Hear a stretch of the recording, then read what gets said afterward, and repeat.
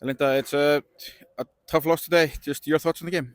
But yes, I think I was pleased how we looked first half. I think we were quite solid. Offensively, defensively, we created some chances. We hit the post. Okay, Breidablik, of course, it's a good team. I want to congratulate Breidablik for the winning the games, 3 points.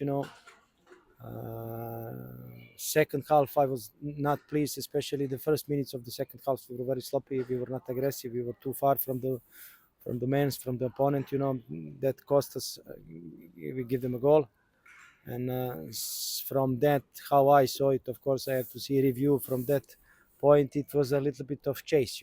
It was a lot of transition. We stopped controlling the ball so much, and we were trying to force it, to force the goal to get to equalize, but mostly when you are trying to force it, mostly you don't get many out of it, But we had maybe one or two chances that we could maybe score the goal, but like I told you, I was pleased with the performance. I was not pleased. I'm not pleased with the result. I was pleased with the performance first half and not the second half, as well.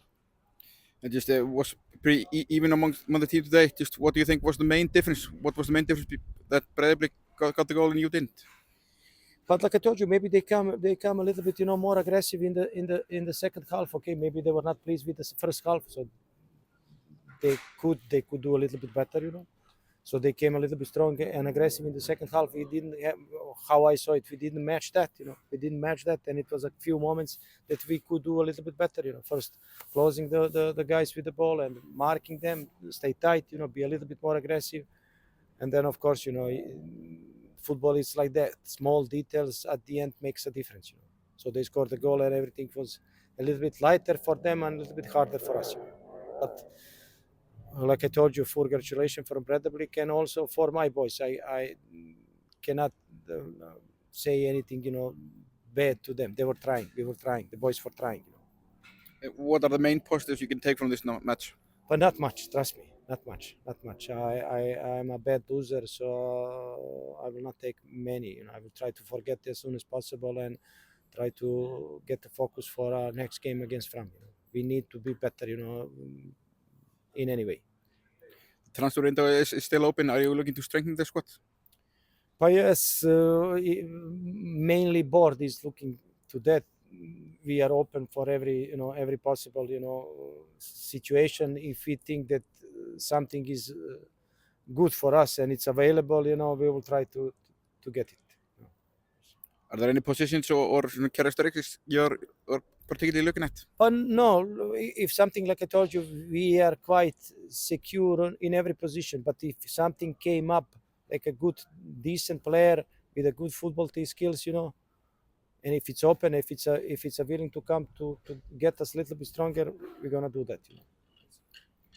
Today, we of course were without Omar Sow, who is in suspension. He got one more game in suspension. What's your thoughts on the suspension? Yes, he got 2 games. I saw the review. I didn't see anything special in that case. So I was a little bit surprised. It was 2 games. Because they probably saw it review. Nothing happened. How I saw it. And we were also without Milan Tomic. He got the seven yellow cards. So he was also away. So Milan is coming back for this next game against Fram, and Omar. So we have to wait for him. A little bit longer. The next game is of course against Fram is on Þjóðhátíð in Vestmannaeyjar. Yes. Is there a lot of anticipation for that match, and there's going to be quite the atmosphere for that game? Yes, but this will be my first time to be at the festival, and that time, and it will be my first game. So I'm looking forward, and especially after this bad game or a loss, So looking forward for the next game, so we can bounce back and try to play better and try to win the game. Thank you. Tack för det.